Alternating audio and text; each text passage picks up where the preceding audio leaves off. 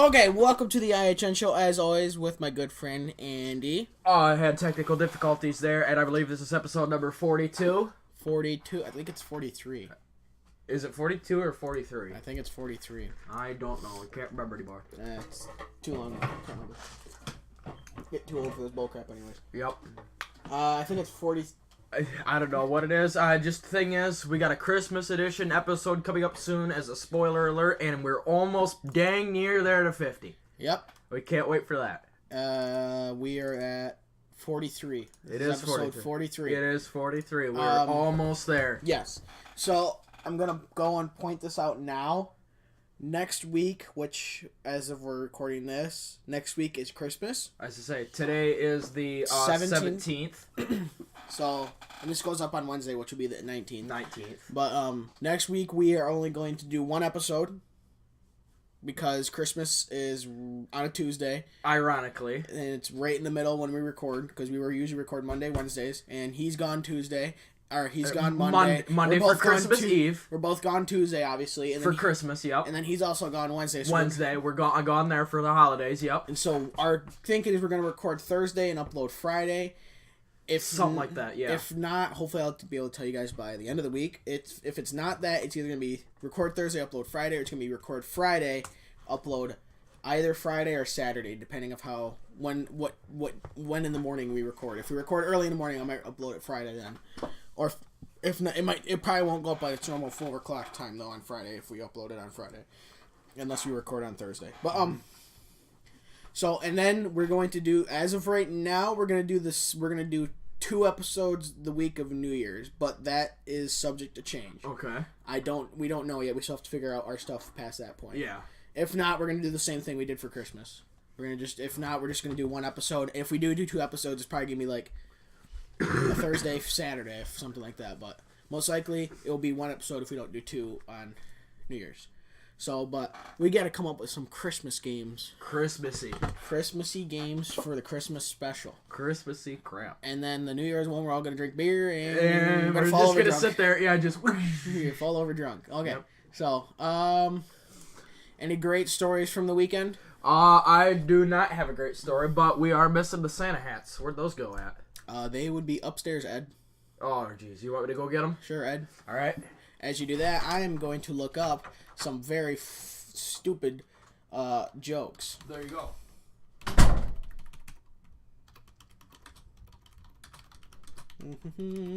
So, obviously it is winter. Actually, technically the season, I think, of winter starts on the 21st this year, if I'm not wrong.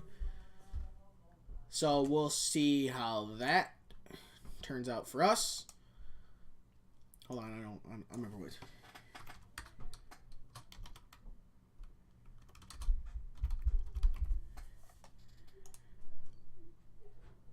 Okay, there we go. So, let's see here. We need to knock for. I don't know. Creepers. All right. Who's here? Mine's that one. The nice one. I get the crap one. This sucks. You get the small one. It's a dink. You get the small one, pea brain. Yeah, jingle bells. Yeah. Okay, Santa hats are in progress. Okay, so I'm going to start off. Every once in a while, I'm going to throw in these dumb jokes I found today. Nice. They're called winter one-liners. All right. Nice. So some of them are great. Some of them are stupid, but that's fine. I think we need a preview here. So, how does a snowman get around? How does a snowman get around?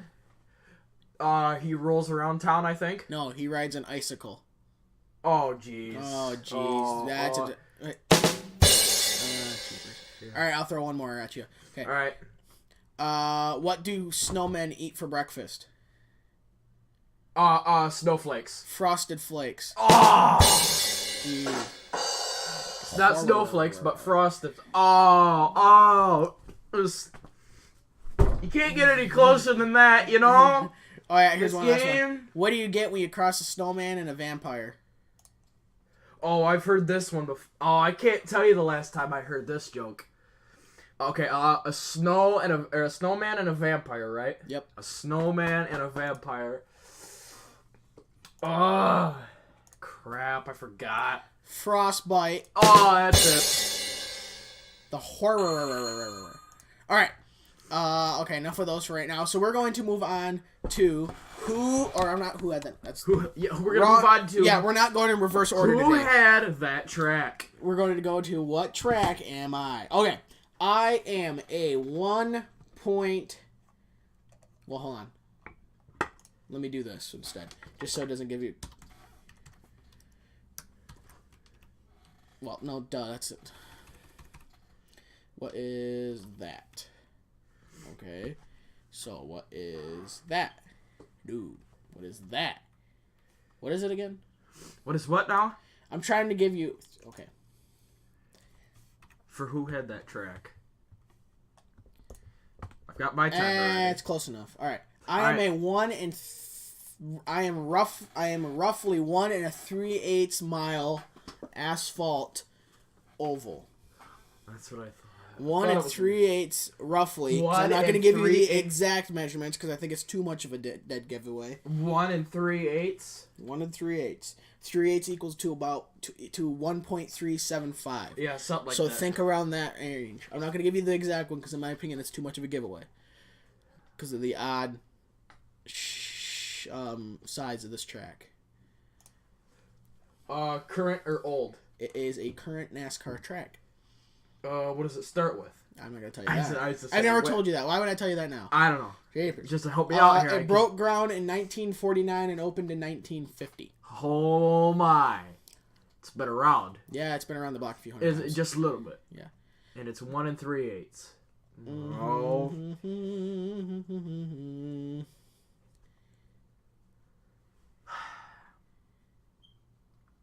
What is this track? The first NASCAR race was in 1950. Hot dang. So opening the first race was the same year. Jeepers.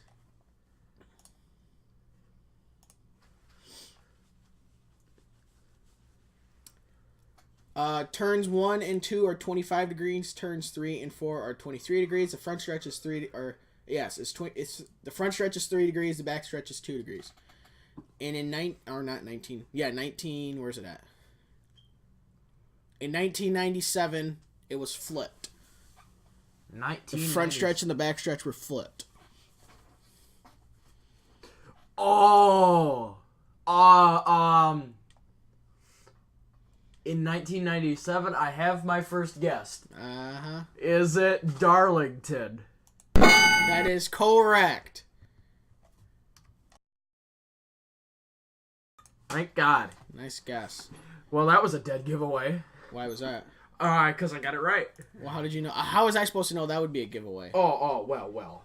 I mean, I didn't think that you said current in 1.38 current 1 3/8 mile oval, and then the backstretch was flipped in 90, or the finish line was flipped in 97. That gave it away.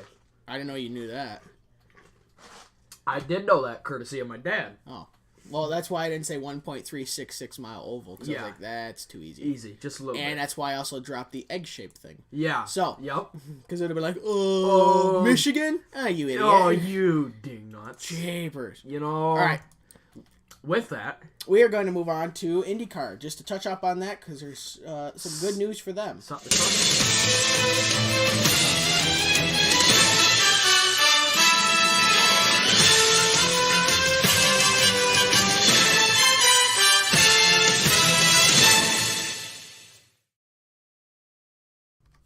All right, so there's a little bit longer pause. We have Sicky over here, who's still sicky. He's still sticky after about 3 weeks. Yeah, he's still sicky. He's still sicky. So tell me when I need to mute it. You're good. Okay. Okay. So, IndyCar, the Verizon IndyCar series, which is going to be changing names shortly here. To what now again? I don't know. I don't know either. A new sponsorship. Yeah, something. Jay Fry will become president of IndyCar as part of Holman and Company. Holman and Company owns IndyCar. Okay. I have no idea what Holman and Company is. I don't know either. Organizational changes announced today by Mark Miles, president and CEO of Holman and Company, who's also the CEO of IndyCar, essentially. Uh-huh. Fry, who has led IndyCar's competition and operations department since November 2015, will add marketing and communications to his responsibilities effective at the beginning of 2019. Who is probably stupid rich. Mark Miles will continue as CEO of IndyCar.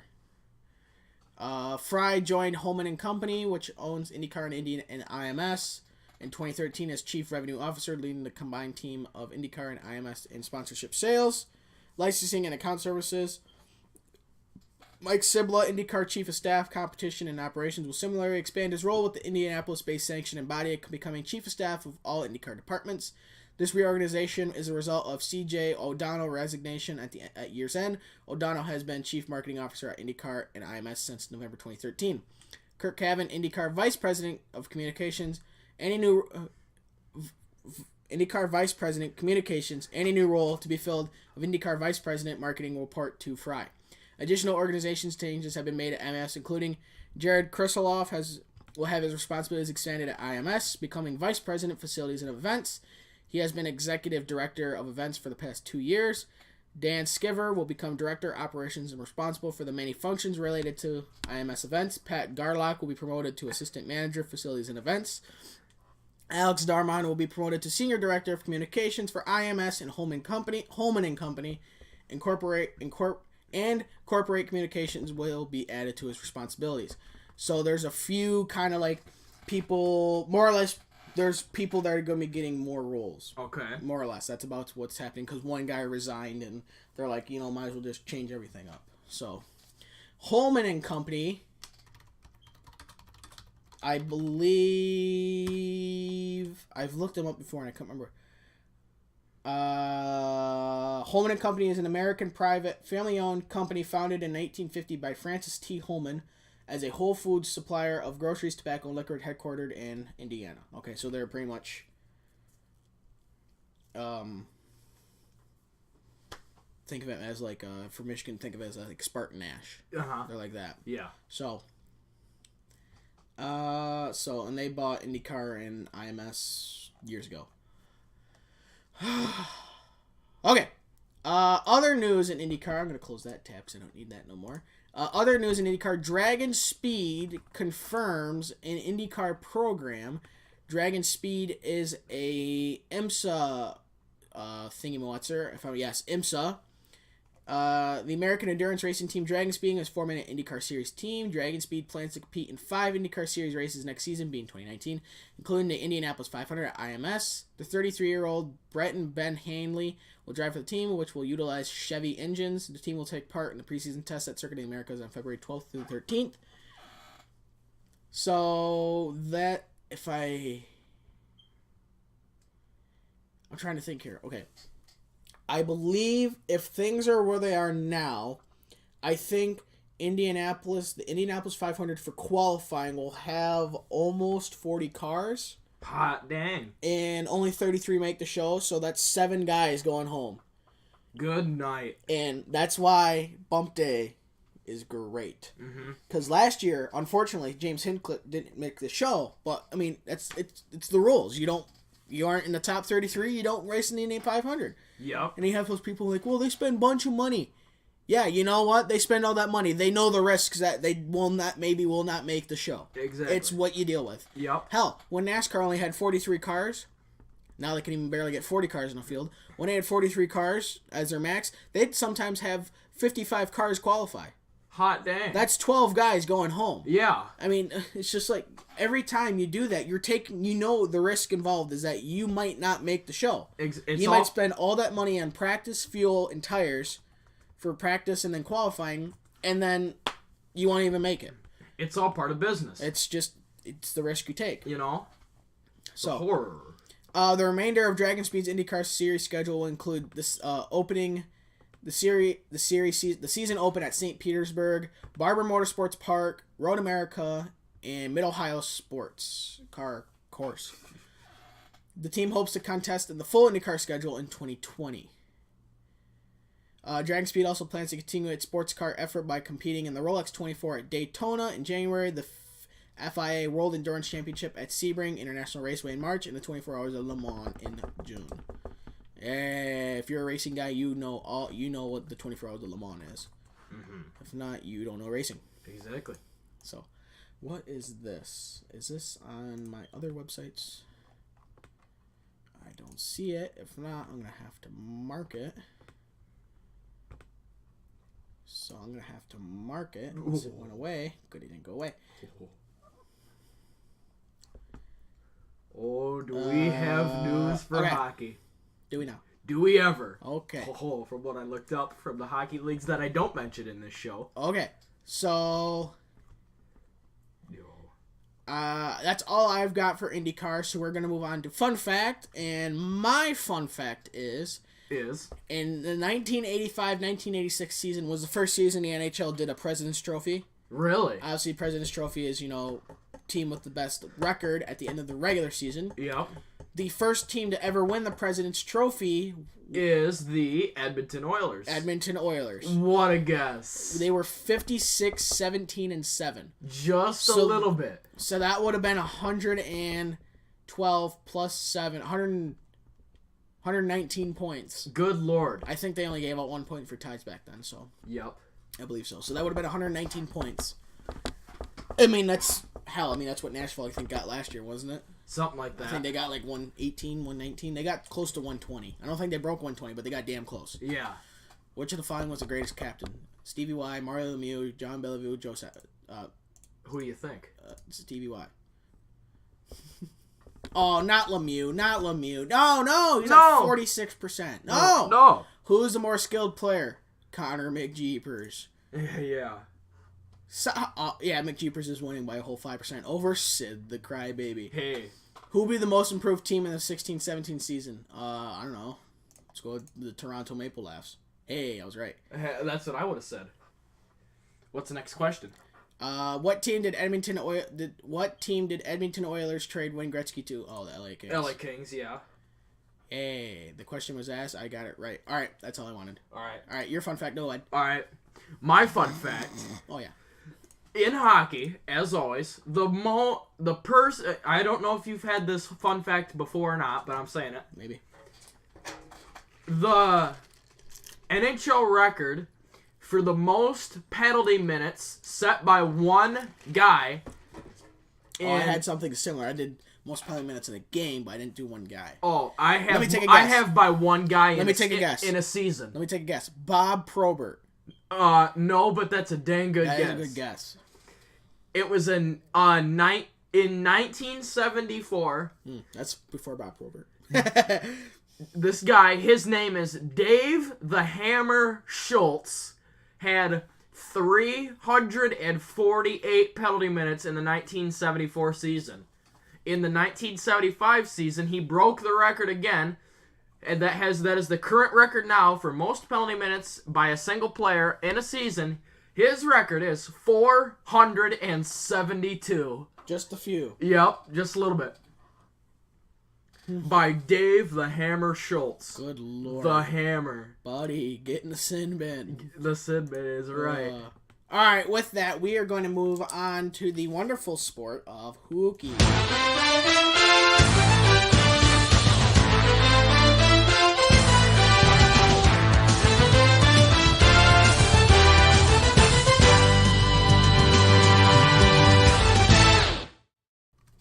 Okay, so in the scores of hockey, which we are going to start out with that, on Wednesday, December 12th, the Golden Knights played the Islanders at, I'm assuming, Barclays Center, and beat them 3-2, courtesy of the ex-Griffin Thomas Nosek. Which is pretty good. The Blackhawks ended, I believe, their 8-game losing skid against the other team in Pennsylvania, 6-3 at home. Which is pretty good. The Flames just beat out the Flyers 6-5 at home in overtime, and the Ducks whomped the Stars. Well, not really whomped. They beat the Stars 6-3. Paddled them to death. Nah, not really. Sucks. There's only 3 goals. I say a paddle is 4 or more. Yeah, it sucks. Okay, Thursday, December 13th. I read that. If you want to. The Buffalo Senators hosted the Desert Dogs and beat them 3-1. Woo! That is pretty good. The LA Kings are in Nationwide Arena and played the Jackets. The Kings got 1 and the Jackets got 4. Les Canadiens de Montreal hosted the 2006 Stanley Cup champions, the Carolina Hurricanes, at the Bell Center. The Hurricanes got 4 and the Canadiens got 6. No goaltending whatsoever. The Canadians went off in the third period. Did they ever? 4 goals. Gally G, Andrew Shaw, Jeff Petrie, and Lehkonen. I think is this Andrew Lehkonen, however you pronounce that. Anteri Lehkonen. Yeah, something like that. Next. No, if you highlight over his name, it tells you what it is. Oh. It actually tells you wrist shot, assists, Philip Denault and Kenny. Philippe Denault. Yeah, Philippe Denault and Kenny Agostino. Anyways. Next we have the Battle of the Atlantic Division. Battle of the League, really. Battle that and Atlantic Division 2. Between the Tampa Bay Lightning and the Toronto Maple Leafs at Amalie Arena, and the Lightning got 4 and the Maple Leafs got 1. In overtime, this game, the Canucks got 3 at Bridgestone Arena and played the Preds, and the Preds got 4. Courtesy of Colton Sissons. Nice. Next here, the Minnesota Wild were in XL Energy Center and hosted the newly nicknamed Florida Panthers. As the Wild got 1 and paddled them, as the Panthers got 1 and Wild got 5. Next, we got the Edmonton Oilers and the Winnipeg Jets. I think I saw the highlights of this game. It was pretty good. The Winnipeg Jets got 5 in overtime, and the Oilers got 4 courtesy of Josh Morrissey. And then Scheifele, thank God, on my fantasy team, tied it up. I think they made a comeback, I think it was. Well, considering that, not really a comeback. Well, because Winnipeg got 2 in the first, Edmonton got 1 in the first, then Edmonton got 3 in the second, and Line got 1, $1.52 into the second, so that would have been 3. Then it was 4-3. It wasn't really a comeback. Oh well, he kept it close. The Dallas Stars were in SAP Center, not SAP Center, to play the San Jose Sharks. The Sharks got 3 and the Stars got 2. It sucks. Courtesy of Jumbo Joe Thornton. Oh my. Friday, December 14th. Holy slew of games. The Golden Knights played the New Jersey Devils at Prudential Center and lost 5-4 in overtime. Courtesy of the 2017 first overall Nico Hischier. With the overtime winner. The Desert Dogs played the Rangers 4-3. And they won 4-3 in overtime, courtesy of Derek Stefan, the ex-New York Ranger. Ironic. The other team in Pennsylvania gave an L to the Boston Beaches, and the Boston Beaches gave an L to the other team in Pennsylvania. We're going to skip that game. Mm-hmm. The Ottawa Sabres beat the Detroit Red Wings 4-2 at home. That sucks. Mm-hmm. The Capitals beat the Hurricanes 6-5 in a shootout, courtesy of whoever the hell scored. I forgot. I think I saw the highlights of the game. I forgot who scored. The St. Louis Blues. Your St. Louis Blues. Tearing it up. The Colorado Avalanche at home, 4-3 in overtime, courtesy of Ryan O'Reilly. The former ex-Buffalo Senator. Buffalo Senator. The Winnipeg Jets played the Blackhawks at the United Center, and the Winnipeg Jets won 4-3 in overtime, courtesy of Mark Sheffley. Yours truly. And the Edmonton Oilers played the Philly Flyers at home and won 4-1. Sucks. Matt Koskinen, he's tearing it up, dude. Saturday, December 15th. The Calgary Flames burnt down the Minnesota Wild and hung on for a dang close game as the Flames win 2-1. That's a good game right there. The Ottawa Sabres lost to Les Canadiens de Montreal as the Senators got 2 and the Canadiens got 5. The Florida Panthers hosted the Toronto Maple Leafs in Florida, and in overtime, the Maple Leafs got 3 and the Panthers got 2, courtesy of Barkov. Going back to the Flyers Wild game, the Flyers regulation goal was scored by Mark Giordano and was a shorty. Nice. Short-handed goal. What are the odds, huh? 2-1. Fair to believe. Well, it's 2-1 final score. That's why. The New York Islanders hosted the Detroit Red Wings in a shootout. The Red Wings got 3 and the Islanders got 4. The LA Kings were hosted by the other team in Pennsylvania at Dumpster Fire. Go ahead. You can keep going. Finish this game. The LA Kings got 3 in overtime, courtesy of, on my fantasy team, Pill the Thrill records the overtime winner as the other team in Pennsylvania got 4. Sucks that they won, but I'm glad that Pill the Thrill scored the goal at least instead of Cindy Crybaby. I watched the shootout for the Islanders Red Wings, dude. Oh, I think it was, Matthew Barzal was the only goal I believe scored in overtime, dude. Oh, I saw his goal. Oh, he undressed Bernie. Yes, he did. Poor guy. Oh, my. What's that hanging up there? It's a big jock strap. His jock strap was in freaking Hudson Bay, dude. Oh, my God. Hung it up. Hudson River. It was Good holy Lord. crap. What a beaut. It was nice. Next. Dude, there's like 4 or 5 games in a row that are 4 games in a row that were 4-3. Yeah. And all of them were in extra time. What are the odds? 4-3. Speaking of 4-3, the Washington Capitals hosted the Buffalo Senators at Capital One Arena and beat them 4-3 in a shootout. We're going to keep going with the extra time here, as this one was in overtime in Nationwide Arena as the Jackets hosted the Ducks, and the Ducks won 2-1 in overtime, thank God. Speaking of 2-1, this time it's going to be in a shootout, and the Preds win 2-1 over the New Jersey Devils at Bridgestone Arena. The Colorado Avalanche were at Pepsi Center and hosted my very own Dallas Stars. Avalanche won 6-4. My Stars are on a losing streak. This sucks. Is Johnny Gaudreau and Frederick Gaudreau brothers or no? Or is it just same last name, no relation? I have no idea, but if I were to take a guess, I would say same last name, no relation. Okay. If I had to take a guess. I'll look that up.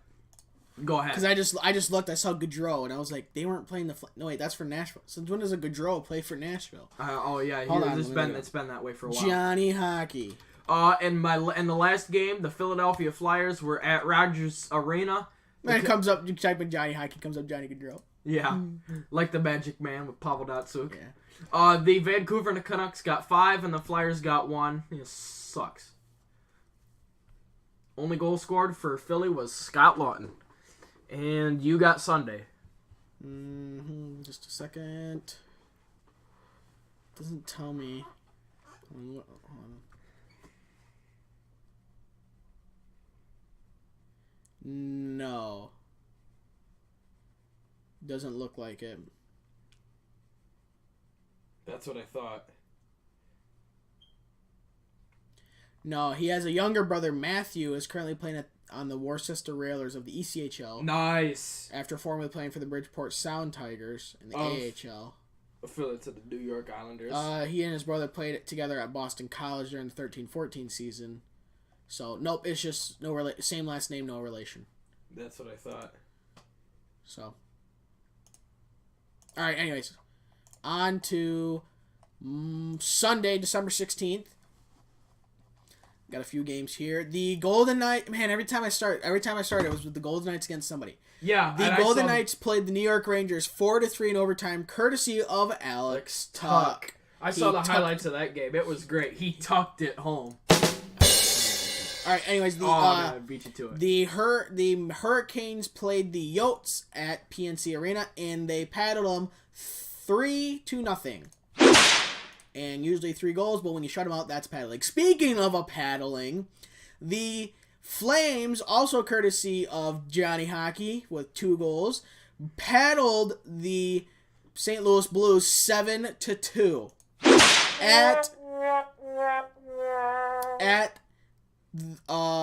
Calgary was on the road, St. Louis was at home. That's deserving of Enterprise Center. That's deserving of number 2 paddles. All right, the Buffalo Senators, hey, it's pretty good, beat the Boston Beaches at home 4-2. TD Garden. At TD Garden. The Sharks paddled the Chicago Blackhawks 7-3 at United Center. The Jets beat the Lightning 5-4 in overtime, courtesy of that guy. Mark Scheifele, they did it again. The Canucks beat the Oilers 4-2. With the game winner coming from none other than Elias Pettersson. Who else would you guess besides Brock Besser? Henrik Sedin? No. Yeah, Alexander Burrows. Yeah, right. All right, jump to Wednesday. The Winnipeg Jets have now won 3 games in a row, and they've all been they've won 6 in a row, and their last 3 have been in overtime. Can you believe that? All right, a week Wednesday since there's only 2 games. Okay. All right, the other team in Pennsylvania goes up against the Washington Capitals at Capital One Arena. It is Battle of the Stars, as NBCSN has been calling it. It is. At 8 p.m. on NBCSN. And the Canadiens play the Avalanche for what would have been a rivalry if the Avalanche were still in Quebec at 8:30 p.m. Yup. That's going to be a dang good game. And on Thursday, December 20th. the Mighty Ducks of Anaheim are hosted by the Boston Beaches at TD We Don't Care Garden at 7 p.m. Eastern. Oh, nice. Here's this right here. The battle of the nicknames between the Florida Panthers. Hosted by the Toronto Maple Leafs at 7 p.m. Eastern in Toronto at, Scotiabank Arena? Yep. Hey, finally doing something right. Well, maybe not. Well, I just got that one right. The Smashville Predators are hosted by the Philly Flyers in Wells Fargo Center at 7 p.m. Eastern. The Minnesota Wild are hosted by the other team in Pennsylvania at Dumpster Fire Arena at 7 p.m. Eastern. And it is a free game. That means it is a free... It is a free game because the Wild are going to tear them apart. That's why it's a free game. I'm going to watch them. Just get nailed, dude. Beat them up like no tomorrow. Nah, this is an old-time rivalry hockey right here. Except, it's the Detroit Red Wings at 7 p.m. Eastern. It's their old-time rivals, the Carolina Hurricanes. It's in Carolina. How is that rivals? They were rivals back in the day. Like the Colorado Avalanche or Avalanche. Avalanche. Yes, we got another one. We got a new name, Avalanche. Avalanche. The Red Wings. All courtesy of you. I have not screwed one up yet. No, not yet. The Detroit Red Wings. We gotta make a list of what we got. Back here. in the '90s, were rivalries with the Colorado Avalanche, and it was the Red Wings and Hurricanes had the similar rivalry with the Avalanche back in the day, especially in the 2006 Stanley Cup playoffs in the finals. Oh, you mean the 2002? That too. I say the Detroit wasn't in the 6 finals. Who did Carolina play in the 2006 finals? Not Detroit. Jeez, I thought that. Oh, well, I don't know about that. I'll look that one up. You keep going. All right, the New Jersey Devils and the Columbus Blue Jackets in Nationwide Arena at 7 p.m. Eastern. The Dallas Stars are hosting the Chicago Blackhawks at American Airlines Center at 8:30 p.m. Eastern. The Tampa Bay Lightning... It was the Edmonton Oilers. Really? Oh, that's right. I remember that now. The battle of nature between the Tampa Bay Lightning in Scotiabank Saddledome against the Calgary Flames. You got fire versus lightning, a battle of nature. Well, lightning causes forest fires. Exactly. And at 9 p.m. Eastern. And now we got Les Canadiens de Montreal are hosted by the Desert Dogs at 9 p.m. Eastern in Arizona. Yep, the Carolina Montreal Canadiens are going to be carried by Max Domi because he has all their top points. Top stats, 33 points. Max Domi used to play for the Desert Dogs. Yeah, 33 points. While the Arizona Coyotes are carried by Clayton Keller. Clayton Keller. Not Helen Keller. No, he... Oh, I'm going to let that one slide. Oh, all right, keep going. The St. Louis Blues are hosted by the Vancouver Canucks at Rogers Arena at 10 p.m. Eastern in Vancouver. The New York Islanders are hosted by the Vegas Golden Knights at 10 p.m. Eastern at T-Mobile Arena. And the San Jose Sharks at SAP Center, not SAP Center, at 10:30 p.m. Eastern host the Winnipeg Jets. All right, and Friday we got the Ottawa Sabres play at Prudential Center against the Devils at 7 p.m. Eastern. The Buffalo Senators play against the Washington Capitals at 7 p.m. Eastern. Washington. Well, that's what a lot of old folks used to say. They used to throw Washington. You'd say, "I'm gonna go wash the dishes." Whoa! Where the hell did you get the R? Where'd the R come from? Where'd the R come from? Yeah. I just thought about that now. I was like, Washington. All right. So we got the Florida Panthers. I'll finish this one. I say we gotta come up with. Speaking of the Avalanche, the Blackhawks are hosted by the Avalanche at 9 p.m. Eastern. So, yeah, we got the Colorado Avalanche. We got the Washington Capitals. The Sabres and Senators, except flipped. Toronto Maple Leafs. The Florida... Did I say Florida Panthers? No, Florida Panthers. Florida Panthers. Florida Panthers. Panthers. The Boston Beaches. The Boston Beaches. The other team in Pennsylvania. Pennsylvania. The Dumpster Fire. The Mighty Ducks of Anaheim. I like calling them the Anaheim Quackers. The Anaheim Quackers. Quaker State. Yeah, that's would have been Philly. Oil. Yeah, That 9. Philly. How's that 9? Oh, you want to count the Quackers or not? We'll just put that under Anaheim. Okay, so 8 or 9. So we got 8 then. Because you had Mighty Ducks, and I'm just calling them Quackers. Who else are we missing? I know we're missing somebody else. Oh, Smashville. Smashville Predators. Do you want to count Les Canadiens de Montreal or no, not? That's just the French version of that. French. Jacques. The Jacques Strap Yeah, version Jacques, last name Strap. Strap. So 9. And I think that... Did we count the New Jersey Devils? I don't think we did. So that's 10. Nah. I wouldn't count that, but that's just because we're making fun of their accent. Yeah. Like, no, I'm just counting because we either screwed them up or we're just giving them funny names. Like, Washington. Nobody says Washington. Yeah. And then I screwed up Avalanche. You got Avalanche. Then you screwed up the Senators and the Sabres. Yeah. We've always just called them the Maple Laughs. Oh, Desert Dogs. There's 10. The Desert Dogs. The Desert Dogs. There's 10. That is their yes, official nickname. That a lot of people, like even the commentators, call up the Desert Dogs. Mm-hmm. I think we have 11.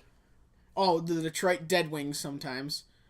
Yeah, especially in the 70s and 80s. Yeah, the Detroit Dead Wings. Dead Wings. That's what they are now. What is that, 11 or 12? That would be 11. 11.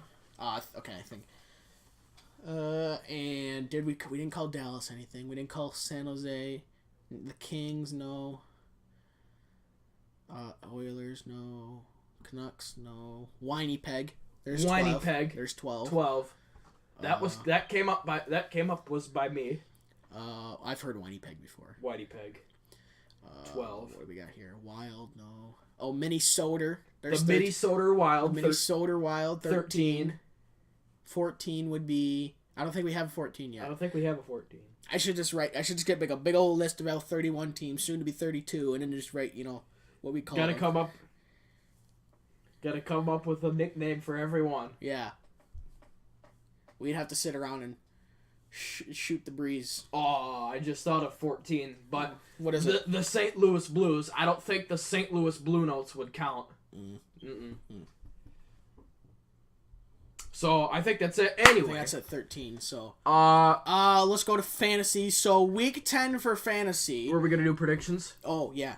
We didn't even do predictions. All right, Wednesday, the Washington Capitals and Braden Holtbeast are going to shut out the other team in Pennsylvania 22-0. The Colorado Avalanche and Les Canadiens de Montreal. That's going to be a good game. It is. I'm going to go with the Avalanche because they're at home. Yeah, I know. Avalanche. They taste good. Mm-hmm. It's Avalanche. That's a Cowboy's favorite dress. Funny. What color is Avalanche? White. And they're called the Avalanche. Mm-hmm. Snow's white. And so is Ranch. Exactly. Yeah. Bar, rar, rar.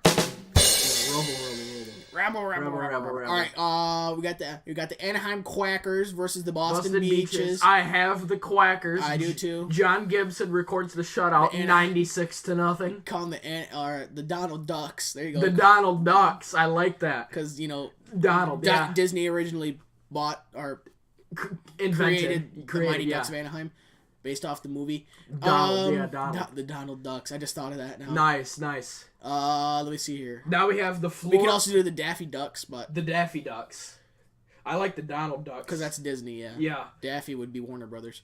Yeah. Then you got the Florida Panthers versus the Maple Laughs. I have the Maple Laughs. I would too. We got the Smashville Predators versus the Philly Flyers. I have the Preds in overtime. Oh. Will you buy it? We got the... I would buy regulation. Yep. We got the Minnesota Wild versus the other team, Pennsylvania, at Dumpster Fire. It's pretty good. Yes. I have the Minnesota Wild. Well, who wouldn't have the Minnesota Wild? Devin Dubnyk records the shutout, 7-0. Hey, that would be a serious... Oh, wait. So... we got inside jokes that have to do with numbers. The Detroit Dead Wings. Well, they're all right. They're under 5. They're a little under 5. They're just under. We'll call them. Okay, the Detroit Red Wings. We got an asterisk by the Red Wings. Yeah, Dead Wings. The Detroit Red Wings play the Carolina Hurricanes at 7 p.m. The Colorado Hurricanes. Yeah, right. Well, I didn't screw up. I didn't flip them around. So. Right. Truthful will be Red Wings. I'm sorry, biased would be Red Wings. I think truthful would be the Hurricanes. I'll also have that. All right, we got the New Jersey Devils versus the Columbus Blue Jackets. I have the Jackets in a shootout. I'll take that in regulation. Okay, we got the Stars. I'm taking Stars over the Blackhawks. I also have that. Big Ben Bishop records the shutout. If not, Anton Hudobin. I got one for the Stars. Instead of the Minnesota North Stars, you just call them the South Stars. The South Stars. Yeah, I kind of came up with that on the fly. It's not really good. All right, we got the Tampa Bay Lightning versus the Calgary Flames. The battle of nature. I'm gonna go with the Flames. They're on a roll right now. I'm gonna go with. So is the Knights. As of today, they're 10-2-1 in their last 13. That is the Golden Knights that we know from last year. Yes, it just took them a while to get going. Which, yeah. I mean, they just couldn't score. Also, now they're scoring. They're like, wee. Yeah. So Jonathan Marchizzo. Yeah, no kidding. I have the Tampa Bay Actually, Lightning. no, leading the Knights is Marchese, Carlson, and Ryan Smith. Yeah. Riley Smith, sorry, not Ryan. Jonathan Marchizzo. The Yotes versus the Canadiens. I'm going to take the Canadians. They're doing dang good right now. Yeah, they're playing good hockey. Max Domi. Good lord. Yeah, he's carrying the team, breaking his back. He is breaking, along with Clayton Keller. Yeah, no kidding. He has 23 points. Canucks or Blues? Biased Blues. Truthful Canucks. Islander, I'm going to choose the Knights. They're on a roll right now, too. I'm also going to choose the Knights. Go Knights, go. And Jets over the Sharks. I also have that. Mark Scheifele records a hat trick. I highly doubt that. I love it. All right, Ottawa Sabres or the New Jersey Devils? Jersey Devils. I think the Devils played the day before. They did. So I'm going to go with the, who are they playing again? The Ottawa Sabres. Oh, yeah, that's right. I'm going to go with the Ottawa Sabres. I'm going to go with the Ottawa Sabres, too. As truthful. Biased is Devils. I'm still going to go with this. Oh, I love this game. Oh, this is going to be a great game. Too bad this isn't a free dinger game. Mm-hmm. Oh, boy. Nicholas Backstrom with 30 assists. Dishmaster. Jack Eichel with 31 assists. Dishmaster. Good lord. Then Ovi with 43 points. Goal scorer. All right. Speaking of Ovi, we got the Buffalo Senators versus the Washington Capitals. Who do you choose? Is both an option? I would be surprised if it doesn't go into extra time. Exactly. I'm gonna go with the Buffalo Senators. I'm gonna go with the Washington Capitals in a shootout. TJ Sochi gets the overtime winner because that's my manager's fiance's cousin. How can you have an overtime winner if it's in a shootout? Oops. Hello, McFly. Well, it's called back. All right, we'll do that. Then we have the Blackhawks versus the Colorado Avalanche. I have the Avalanche. I'll take the Avalanche too. That's a no-brainer. Mikko Rantanen, 41 assists. Dishmaster. Is he ever? Boy, good. Let me tell you. 56 points in freaking 33 games for this kid. No kidding. Dishmaster. All right, you gonna read your scores? Freaking A. Yeah. Overtime winner in a shootout. It's not a thinking cap. I'm done with that hat. Now, let's... Not a thinking cap. It's not a... No. It was for a while. But then I said Avalanche. He used to could. We're going to start Give with... him some time, he might could again. Yeah. What the... Oh, gee. Oh, come on. What the boo-boo? I'm going to kick a boo right now. I changed the website. Alright, you do that. I'm going to do all 31 teams.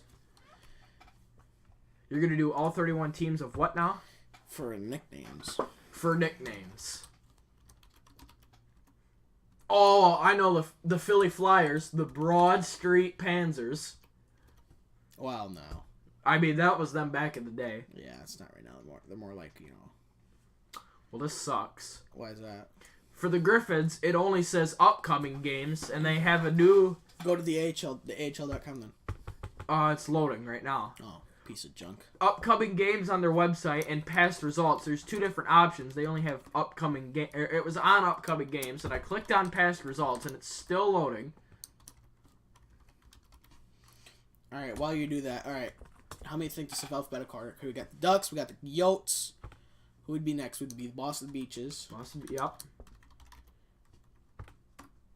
Then it would be the... I just have to look. I can't I can't go alphabetical order. Not NHL teams. I have to look at it myself. Yep.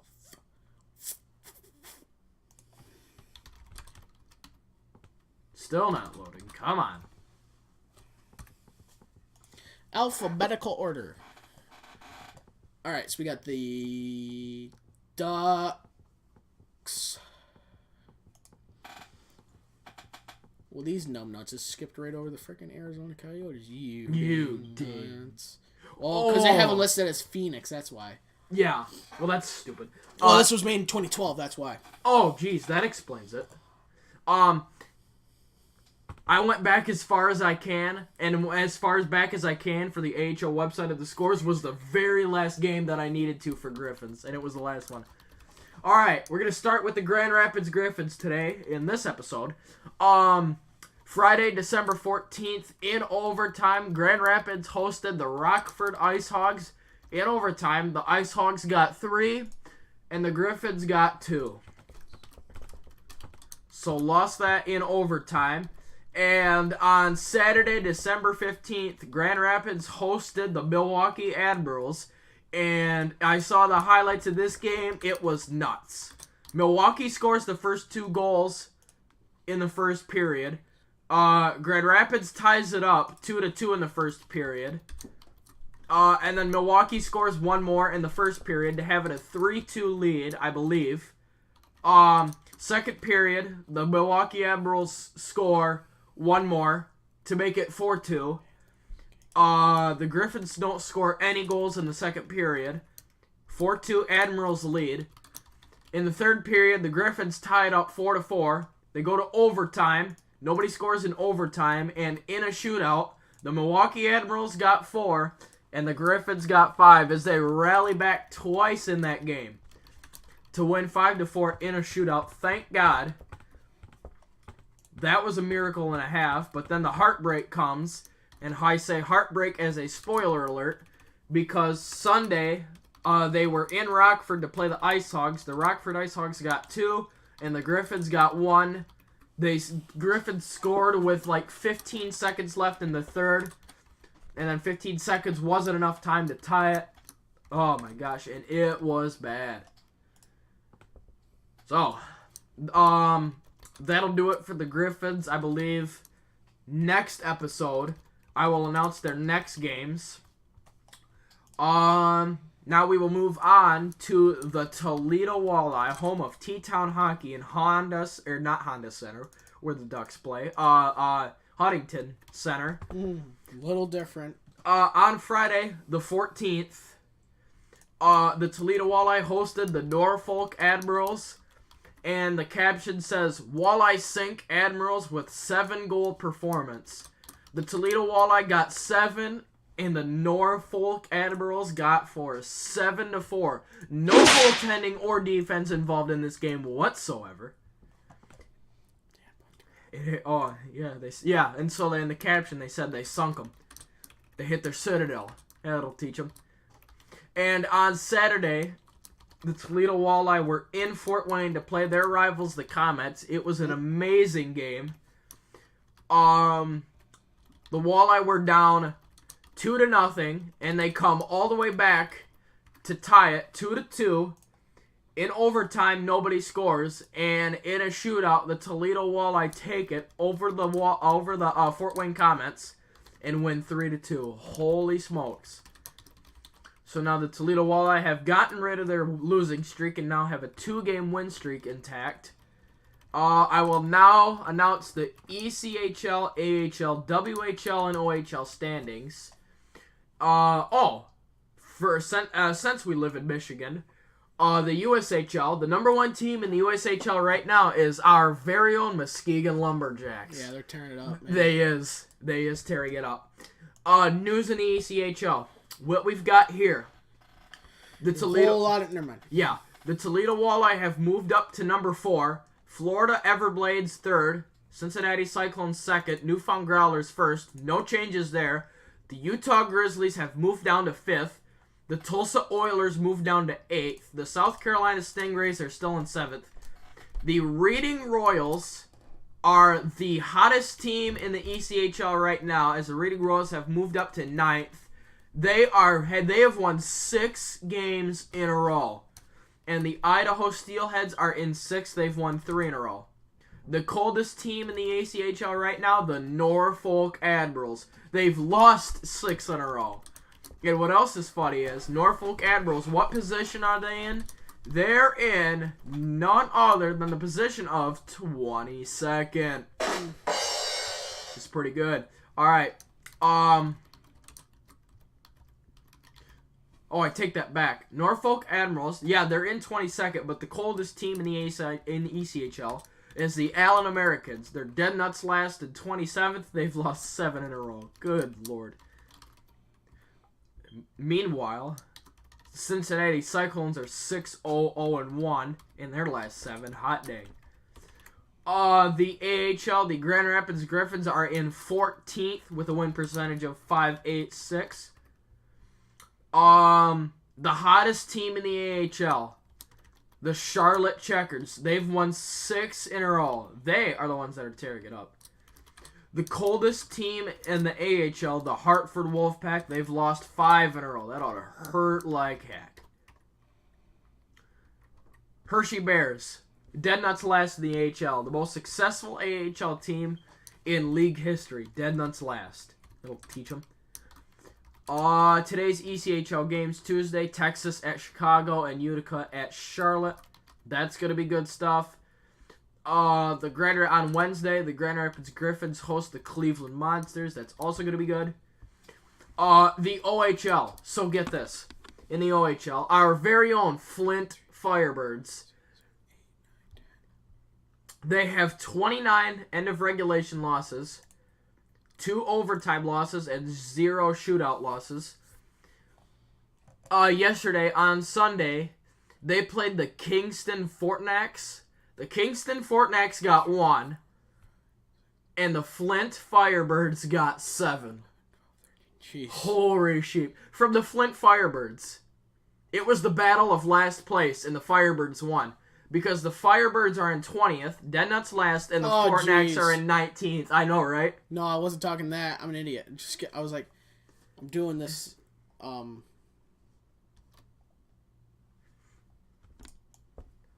on. You're doing, I just say. I'm doing the teams thing, and I accidentally skipped over Buffalo. And I was like, I swear we had at least 13. Yeah, the Buffalo Senators. Dumb nut. Okay. The OHL standings. The Ottawa 67s. They're still number 1. The Ottawa 67s record, they've played 35 games. They're 25-6-3-1. Oh, jeez. In the London Knights, the most successful team in OHL league history is the London Knights, and they're second right now with 23-5-2-1. Hot dang.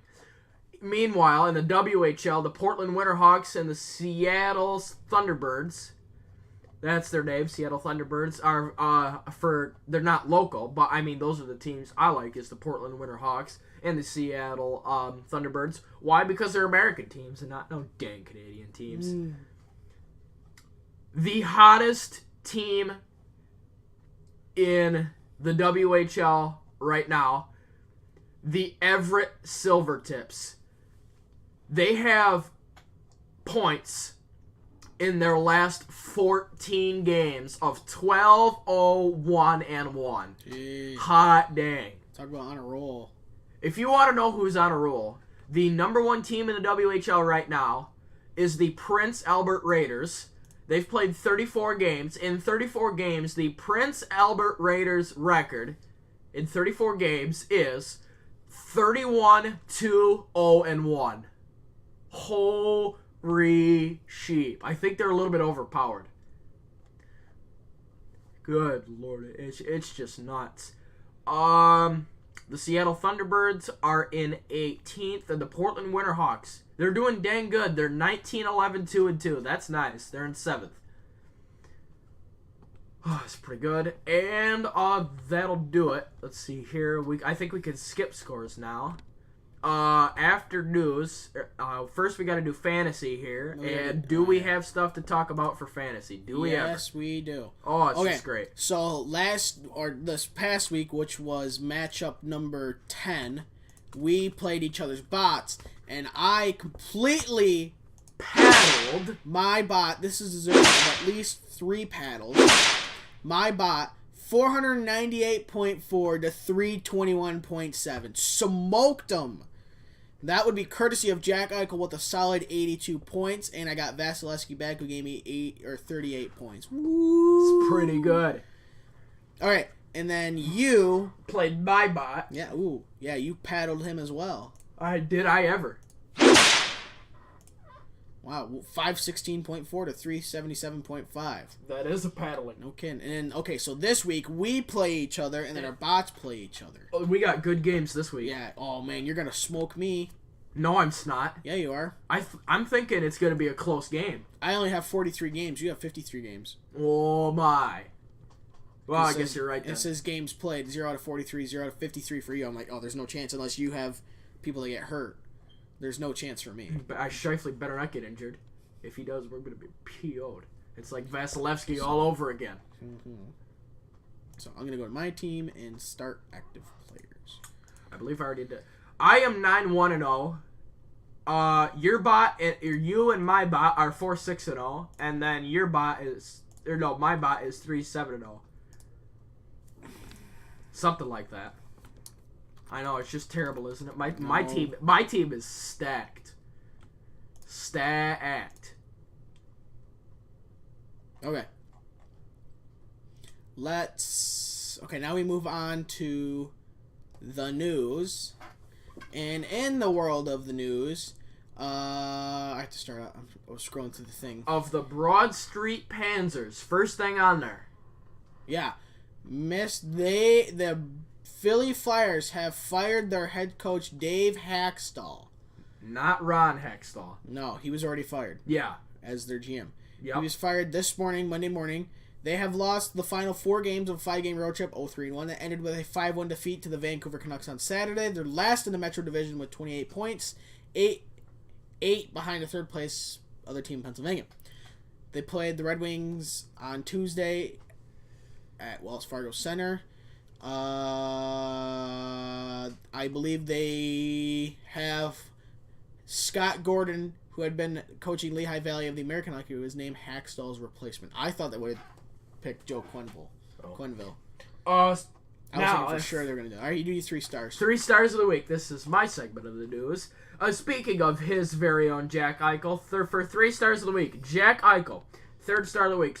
For my very own now, 2nd star of the week, Mark Scheifele, just going nuts. And 1st star of the week, none other than whoever the bot has. I think my bot has Ovi. I don't know whose bot has Ovi. Ovi gets 1st star of the week. Maple Leafs are working to sign Matthews and Marner as soon as possible, which they need to do or they're going to run out of cap doing other things. Corey Crawford leaves Blackhawks game with a concussion sustained in the first period against the San Jose Sharks. Which is, I swear, he's been out more and more than ever. That's why I didn't pick him for fantasy. Mm-hmm. What else I got here? I just saw one other one. Where was it? Oh yeah, Bergeron could join the Beaches for practice this week. I don't care. Nobody does. Where was the other one?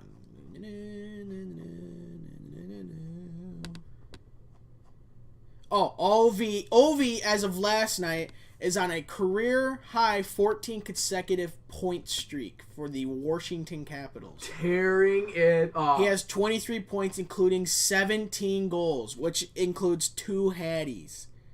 Goal scorer. No kidding. Gee. That's nuts. Road to the NHL Winter Classic will return December 19th. Congrats. Where was the other one? That's on this day. We're going to do that in a minute.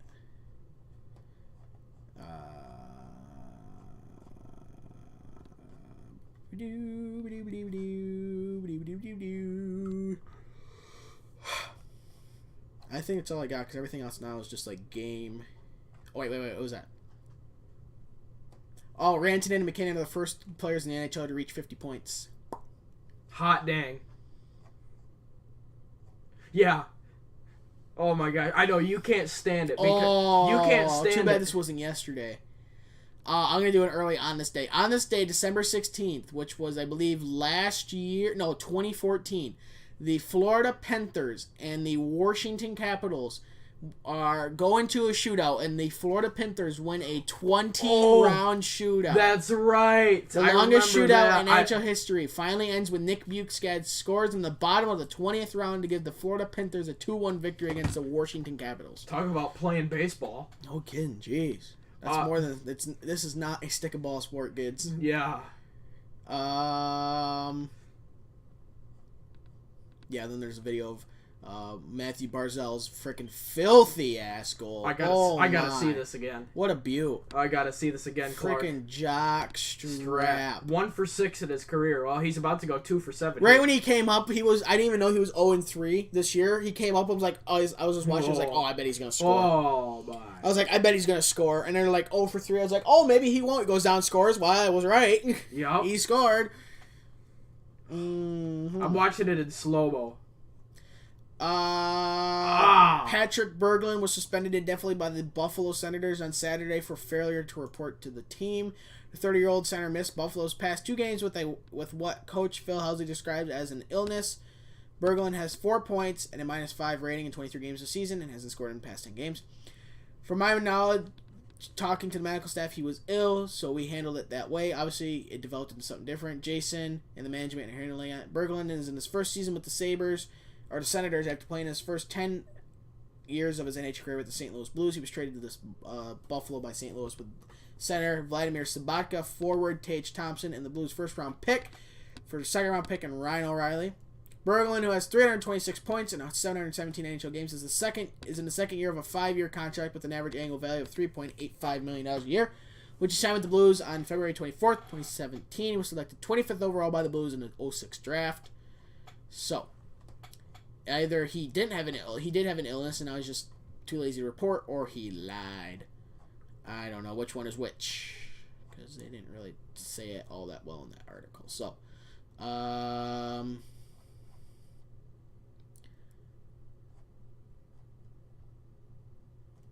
okay, here's another on this day. December 15th, the first NHL game played in New York, plus the Chicago Stadium opener and the Olympia Stadium finale. December 15th. No kidding. Oh my. I tell you what, McDavid's really growing out the lettuce there. His hair, his hair and his beard. Yeah. I remember this. Turning into the freaking Yeti. I remember hearing this. Mike Green is out another 3 to 5 weeks for the Detroit Red Wings with a lower body injury. He's been averaging almost 22 minutes per game. Jeez. And that's not somebody we need to lose. Exactly. So that's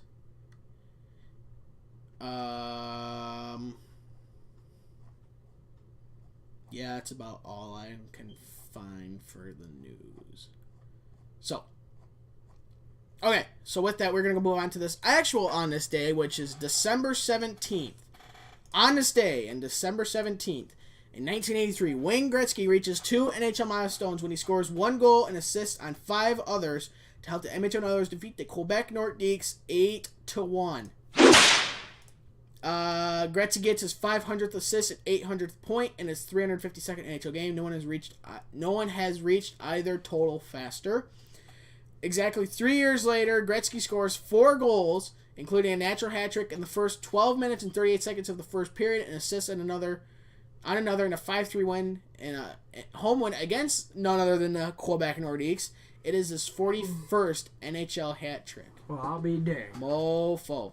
In 1924, the NHL has the first 0-0 tie in its 8-year history. Wow. Goaltenders Jake Forbes of the Hamilton Tigers and Alec Connell of the Ottawa Senators, different Ottawa Senators, are perfect through 3 periods of regulation time and a 20-minute overtime period. Jeepers Jenny. In 1935, it's a milestone night for the 5 original New York Rangers: Bill Cook, Fred Cook, better known as Bun, Frank Boucher, Ivan Johnson, and Murray Murdoch. Each of them play in their 500th NHL game when the Rangers and the Montreal Canadiens skate to a 1-1 tie. In 1957, the largest trade in NHL history. At the time, the Chicago Blackhawks send Nick Mikowski, Jack McIntyre, Bob Bailey, and Heck Lalande to the Detroit Red Wings for Dutch Rabel, Billy Bill D9, and Lorne Ferguson. Never heard of any of them. 1977, the Barry Beck of the Colorado Rockies, not the Avalanche, scores 3 goals for his first NHL hat trick and gets an assist in a 5-1 win against the Minnesota No Stars in Denver. Beck sets a league record for rookie defenseman by scoring in his 6th consecutive game. He finishes the NHL season with 22 goals to 22. That is courtesy of a free dinger.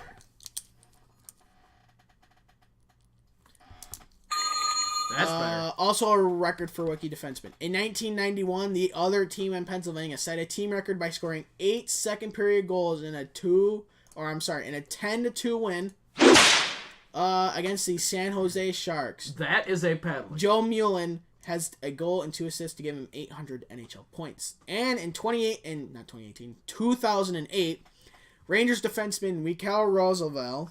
Oh, Michael Roosevelt. Right, Roosevelt. Scores on a penalty shot in the second period, and then scores in overtime to give the New York Rangers a 3-2 victory against the Los Angeles Royals at Staples Center.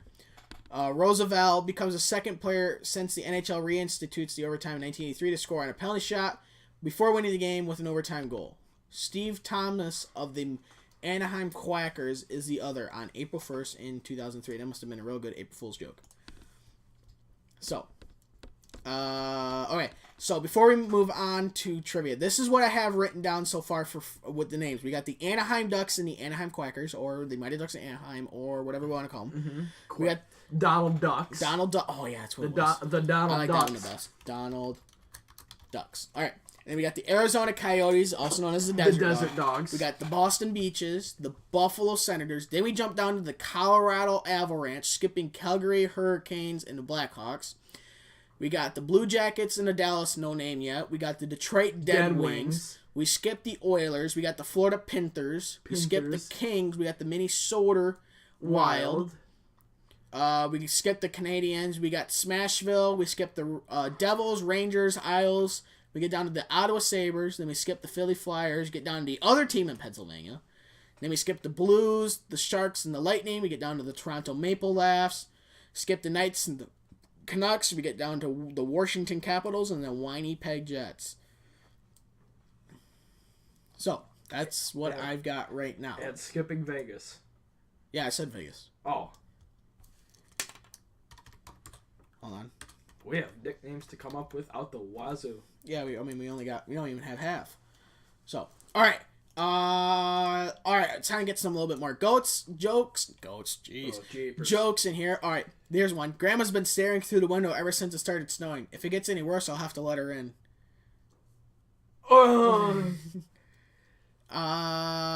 It's so cold that I have to take half of Viagra so I won't pee on my shoes.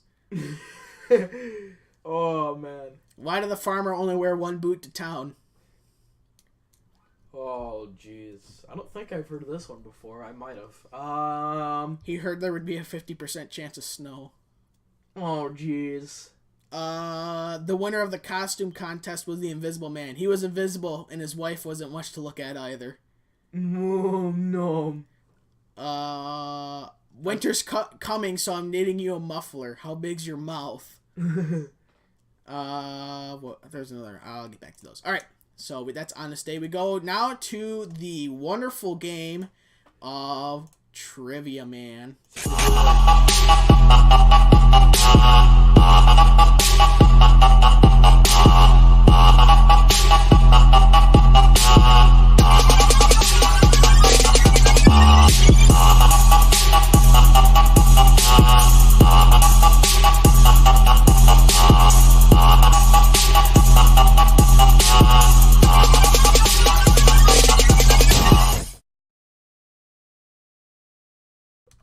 Okay, trivia. You can go first, Ed.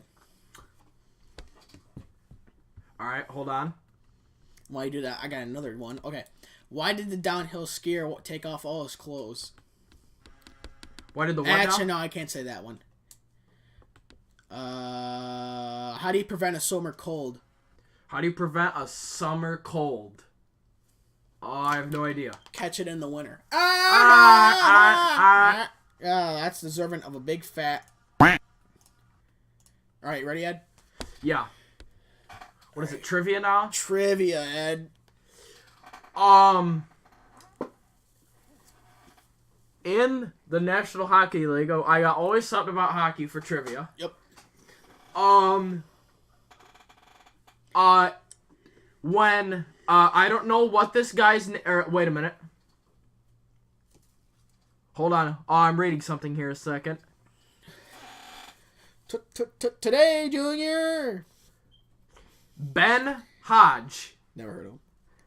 In 1973-1974 season was the first NHL player outside of Canada to score 50 goals in one season. What country was Ben Hodge from?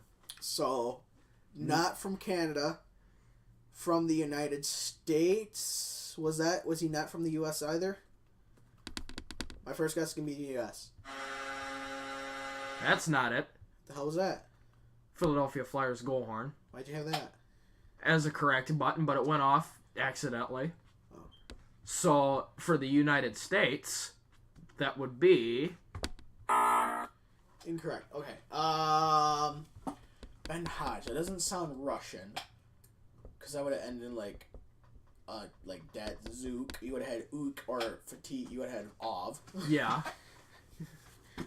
I'm guessing he's European. Let's go. Forgot to start the timer. Oh, sweet. There you go. Well, you got unlimited guesses anyway. It's not like it matters. Oh, I do? Yeah. All right, let's go with Finland. Oh, I thought that would get you. Is it in Europe? Okay. Let's go with the Swedes.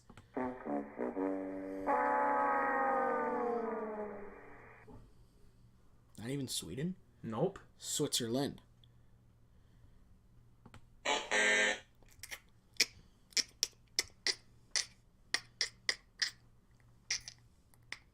Norway. No, I don't think there's any Norway players.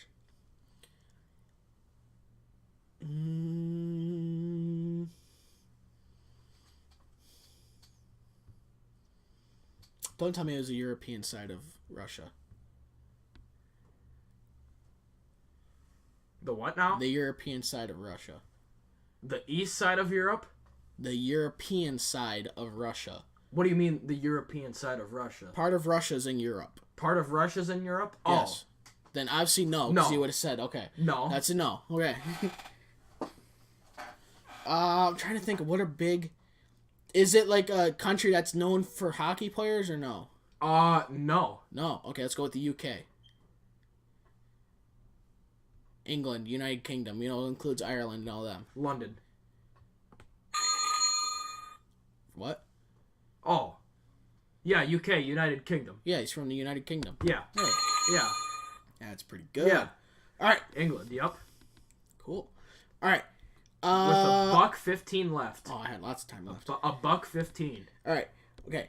Which NHL team? I got this one when I looked up when I saw the fun fact for the President's Trophy. Which NHL team has the most President's Trophies? I'm gonna guess. First guess. Les Canadiens de Montreal. That is incorrect. You only get 3 guesses on mine, so there's Okay. 1 out of 3. Okay. Is it the Detroit Red Wings? That is correct. That's what my second guess was. Can you guess how much? Now the timer starts again. Can I guess how much? Can you guess how many? Let's go with my favorite number, 22. It's only been awarded 32 times. Oh, wait, no. That's way too much. I have to look. Hold on. How many times the Red Wings have won the President's Trophy? Yes. Let me go. Hold on, I have to look up to make sure. Oh, jeez. You know. You just keep going. I know. I think I have the right number, but I want to make sure. Just to be sure here. Pretty much. I told me here, I think, when I went. Okay, yes, I remember now. Is it 8? Is incorrect. Crap.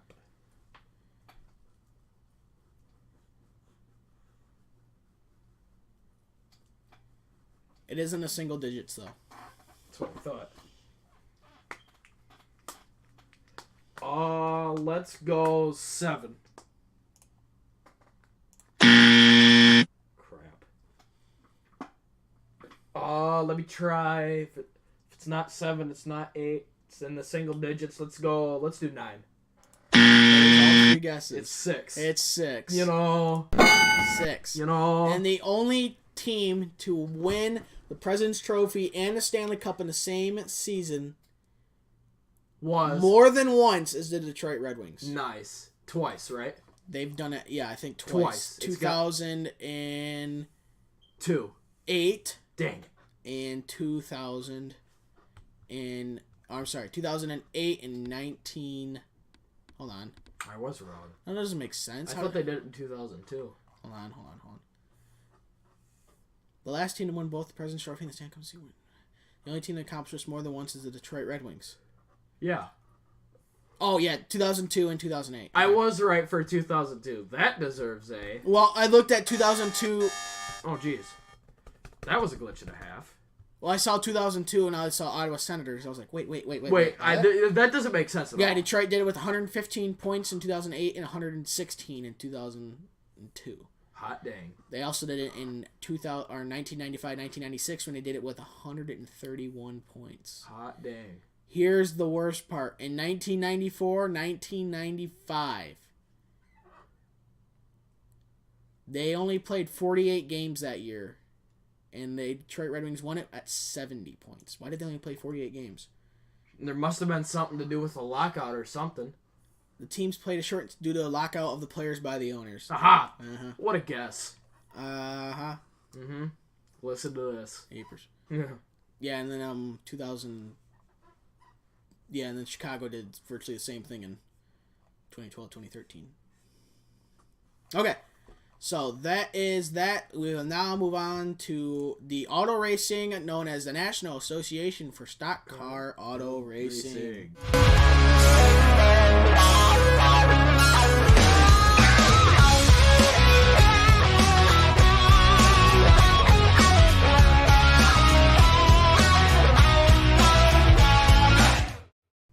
Okay, for NASCAR, Starcom Racing purchases a charter from RCR. Landon Castle is going to drive that. Steve Phelps, who is the current NASCAR president, says NASCAR is in transition. Asked if NASCAR is in a flux or transition, he didn't hesitate. We are in transition, and I'm excited about the transition we're in. He said during a lengthy telephone interview Thursday, I think the industry broadly understands what we're trying to do, which is put on the best and most compelling racing we can and grow the sport. He confirmed NASCAR has moved out the concept and discussions phase and is into actively putting a new business model in place. We're going to a new sponsorship model. It's really more to make the sponsorship buy as easy as possible. As an industry, we are fairly fragmented. You have the sanctioned body, different tracks, race team drivers, and partners. All these different groups you can contract with as a sponsor. We are out in the marketplace right now selling these tiered sponsorships for 2020. We won't get anybody signed on for 2020, but this will be the start. While he can't discuss the whereabouts of Brian France, who stepped down as chairman/CEO after a DUI arrest in New York this summer, or NASCAR's bid to outright buy sister company ISC, he is willing and able to address almost any other topic. NASCAR is going to a new competition package for tracks longer than a mile and a half in length, excluding Daytona and Talladega, which will knock the horsepower of the mighty V8s from 750 to 550. Next year, Cup Series cars will be built so they are not like arrows being shot from a bow. The 2019 cars will feature a large rear spoiler and air ducts in the front bumpers designed to create turbulence. The package is loosely based on the package we saw at last year's All-Star race. Our research, from a fan's satisfaction standpoint, was the single highest race we had all year. Okay, that was only not even halfway into the season. You can't really say that, man. Exactly. It was great to watch. Will every race next year be as good as the All-Star race? You can't know. Probably not, and that's a truthful answer. Every race is going to be fantastic. Exactly. With that said, we saw some great racing in 2018. That is a fact. There was some great finishes in 2018. Yeah, especially with my dad sitting in front of the TV yelling at the finish of the Charlotte Roval when Jimmy Johansson took out Martin Truex Jr. He was yelling at the time, swearing at the top of his lungs, and I was sitting there jumping up and down as happy as could be. That we will never forget from this season. That's great, wasn't it? Oh my gosh, it was funny and I peeing my pants laughing. John Villeneuve took beat in NASCAR Wheel and Euro Series. He will drive the Go Fast Racing full-time in 2019. Speedway Children's Charities to distribute more than $3 million. Donations to 450 children organizations will benefit over 800,000 children. Jimmy Johnson Foundation announces $300,000 in Champions Grants. More than $5.6 million has been contributed through the Champions Grant program since 2009. Here we go. Richard Childress celebrating racing to celebrate its 50th anniversary in 2019. Austin Dillon will drive a gold number 3 Dodge Chevrolet, while Daniel Hemrick will be in a gold, take a guess, Number 8 Bass Pro Shop / Cat Camaro for the Daytona 500. I already heard that on Facebook. Yes. Way ahead of you. It's good. I'm keeping up with this stuff. The U.S. Air Force to continue sponsorship of Richard Petty. Daniel Hemrick to drive the number 8 2019. We already know that. AJ Allmendinger returning to the Rolex 24 at Daytona. Mid-Ohio season race pass is now on sale. 20 drivers eligible for the advance the advanced auto parts clash at Daytona. No, the Budweiser shootout, damn it. Yeah. Rick Hendrick says Jesse Gordon is in line to take over Hendrick Motorsports. I heard about that. When Rick Hendrick steps down. Mm-hmm. He says when he finally steps away, it will be Jesse Gordon who overtakes him. It was funny. He said, because Rick Hendrick is currently 62, I believe. He's got 7 more years to go. No, he's 69. I'm sorry. Hey. He's 69. Hey. And he's like, I got to be out there at least 1 year longer than Roger Penske, who was 81. Nice. And that was a joke. Yeah, so he's got a ways to go. Yeah, well, Penske still goes to the tracks. Yeah. Roger Penske is a busy man. Yeah. He's got IMSA, he's got NASCAR, he's got IndyCar. I mean, he is all over the place. He's got stuff to do. Yeah. Talk about not even having time to, crap, shower, and shave. Yeah. So, And then I saw one other thing. Oh, yeah. Stuart Haas still does not have somebody to drive the number 41 in the 2019 NASCAR season. And then I also wanted to say that I heard on Facebook, Jamie McFlurry will be up in the booth doing commentating for either Fox or NBC. I don't know yet. Fox. We said that last week. Dang it. Crap. A little slow there, buddy. Dog, nab. I believe I said that actually on Thursday or Wednesday of last week. Well, sucks. Obviously, Harvick's, Boyer, and AA are set to return. We still do not know who's going to drive the number 41. I hope it's not Ryan Newman. He needs to just go away. Mm-hmm. Talk about driving around collecting paychecks. Ryan Rocket Man. Yeah, right. So I don't know if there's any other free agent drive. It's not gonna be. It's not gonna be Jamie McMurray because he's gonna be up in the booth. Yeah. Well, he's not gonna be in the booth. He's gonna be doing NASCAR race day for Fox. Nice. I don't think they wouldn't do AJ Allmendinger. That's not financially smart. Yeah. He's not good enough. No, he'd only be good for 2 out of the 36 tracks. Yeah. And you say, well, there's 3 road courses. Yeah, well, guess what? It's an equal thing for the Charlotte Roval. Yeah. So, I mean, I know Tony Stewart's no dummy. He's going to get somebody. I would say, I don't think they would do Cole Custer. I think they're going to leave him in the Xfinity Series another year. Yep. It could be Daniel Suarez, but I don't think so. I don't think Suarez would replace him. I could be wrong. The Mexican. I don't know.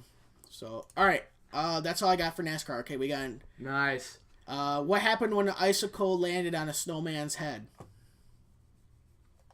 I have no clue. It knocked him out cold. Oh, We got to do this again for Christmas edition episode. Why was a snowman so brave? Oh, I was going to say because he had snowballs, and I don't think that's it. Close. He has big snowballs. Oh, that's it. Okay. And then we go to the next page. I can't say that one. You're going to have to tell me that when the show gets done. Yeah. Yeah. Why did the snowman lose his head? I don't know. Someone sat on his face. Oh, jeez. I got a couple on here I can't really say on here. I guess I could say this one. Why did the female snowman delete Tinder? Why did the female snowman delete Tinder? Oh, jeez. It's something with snowballs again, I tell you. I have no clue. I've never heard this one before. She was getting too many snow cone pics. Nice. Oh, that's great. I'll say this one. Why did the snowman take off his pants? Oh, jeez. Take off his pants. I don't know. I've never heard this one. Because he saw the snowblower coming. Oh, yeah, that's right. Love it. All right, that's the end of that. All right, now we got to move on to who had that wonderful number, mofo. And that number is... Oh, wait a minute. I have no idea, so we're going to do a little thing right here.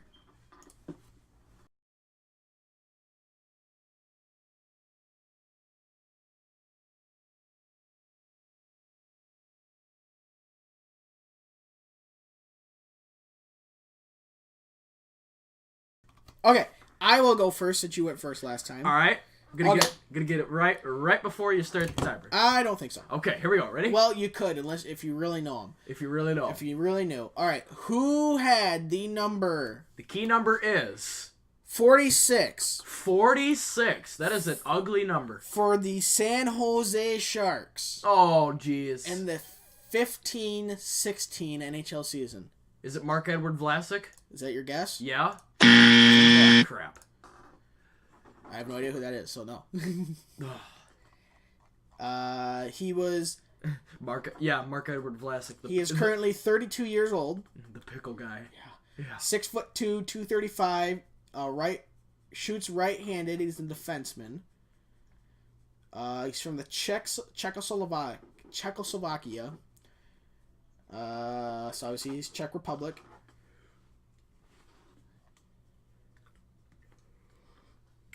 He was drafted 180th overall in the 2004 draft by the Blues. And he is currently playing on a NHL team. And that team is? The Dallas Stars. Oh my. Number 40. What do you wear? What number does he wear for the Dallas Stars? I'm not telling you that. You gotta be kidding. And I have no idea. Oh. He's played, as of the 2017-18 season, he's played in 688 regular season games for 25 goals, 102 assists, 127 points, and 550 penalty minutes. In the playoffs, he's played in 58 games with 0 goals, 3 assists, 3 points, and 44 penalty minutes.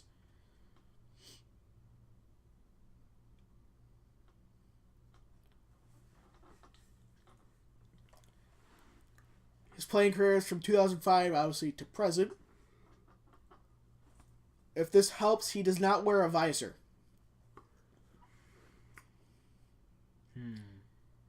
Got $1.15 left. $1.15. Initials. No. Dang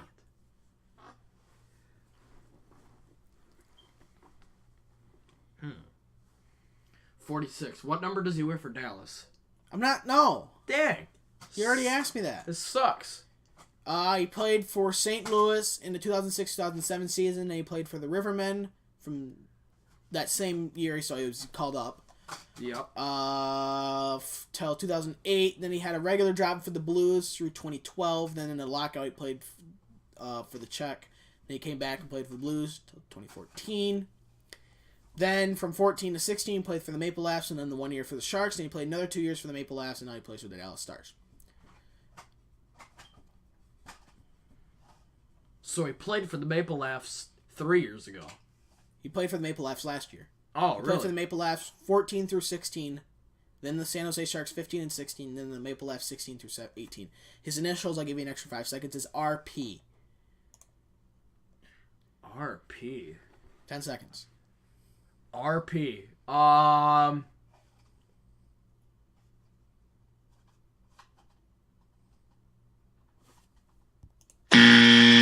Roman Polak. Dang it! No, St. Louis Blues, Toronto Maple Leafs, Stars. Dang it! Don't you just hate that? I hate that. Yeah. That was a good one. Once you said his first name, I knew who it was. I was going through San Jose Sharks names, and I was like, Roman Polak. I was like, oh, I know Roman Polak. I was like, does he know Roman Polak? I'm sure he knows Roman. I didn't know he played for San Jose. Yeah, I didn't know either. He played for them that 1 year. And I was like, he played for San Jose? Okay, I'll take that then. Yeah. He played for them that 1 year. Well, then I looked on Google, or on Wikipedia to see what teams he played for. I knew he played for St. Louis. I didn't know he played for Toronto, though. I didn't know. I did know. I didn't know he was playing for Dallas. That I did know, yeah. Well, duh, you keep up with Dallas. Duh. Yeah, very. And then, So. And then I saw he played for San Jose the 1 year. I'm like, well, I'm gonna do him. And he's like, he's a fourth liner. He's not a stupid easy name. Except when I did William Karlsson, that was really taking a shot at the fan. And who else did I do? Did I do Zach Werenski? Yeah, I did them too. I can't believe you didn't get them. And then, I know why you didn't get Karlsson, because I exclusively let out the part he played for Vegas. Yeah. Because it's like, oh yeah, he played for Vegas and he had 44 goals. Oh, jeez. And then, me to William Karlsson is you to Jason Arnott. Yeah, pretty much. Oh my gosh, all right, your that turn, was bud. funny. All right, that was a good one. Today, when I just do something like that, I just type in. Yeah. I'm like, all right, what team do I want to go to? Like today, I was like, all right, San Jose Sharks numbers, and then there's a website that gives all the players from back whenever that played for them and all their numbers. So I just go through, pick a player that I didn't know played for them, probably you didn't know played for them. I was like, yeah, I'll go with them. All right. Except for the one last week where I was like, yeah, who played? And you like right off the bat, I was like, Jordan Eberle. Yeah, Jordan Eberle. I thought you wouldn't get it. I was like, damn it. All right. Anyways. I know my ship. Yeah, at least current. Yeah. Not 2005, 15, 16. Yeah. All right. Anyways. Today's key number for the NHL is 28. Oh boy. Your key number is 28. Who had the number 28 for the Washington Capitals? The Washington Capitals. In the 2006-2007 season. Key 28. number 28 Washington Capitals. 2006, 2007. When did he? Does he still play? Born March 3rd, 1984. He's 34 years old. 6'2", 212 pounds. Right wing, right-handed shot. National team is Russia. In the 2002 NHL draft, he was drafted in the first round, 13th overall, and is considered to be one of the biggest draft busts of all time. His playing career started in 2001 with he played in some Russian league for 2 years, from 2001 to 2003. His first year with the Washington Capitals, from 2003 to 2004. 52 games played, he had 22 points. From 2006 2007, that's the key year. He was still 28 then. And then from 2011 to 2012, played with the Washington Capitals. And then in the 2012-2013 season, played in another Russian league. From 2013 to 2015, played with the Carolina Hurricanes, was number 28 then. In the 2015-2016 season, played with Les Canadiens de Montreal. I would assume he's 28 then. And then from then on, he's played in Russian leagues and hasn't been heard of since for this season. Any more than that? Let's see here. Has not won a Stanley Cup. Obviously. Let's see here. He's only got one award for some other league. Let's see here. Over 700 games played. Over 600 points. He's not bad. Yeah. I wouldn't consider that a draft bust. I mean, Yeah. He's averaging over, for 13th overall. About 0.9 points a game. He's averaging just under a point a game. Yeah. It's not terrible. He was really popular back in the day. And 35 cents left. His initials is AS. Initials is AS. Really popular guy back in the day. For the Washington Capitals when Mike Green played with the Washington Capitals. 20 cents. AS.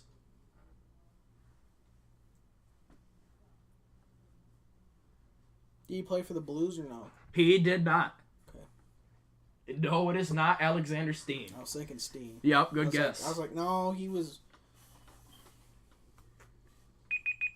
I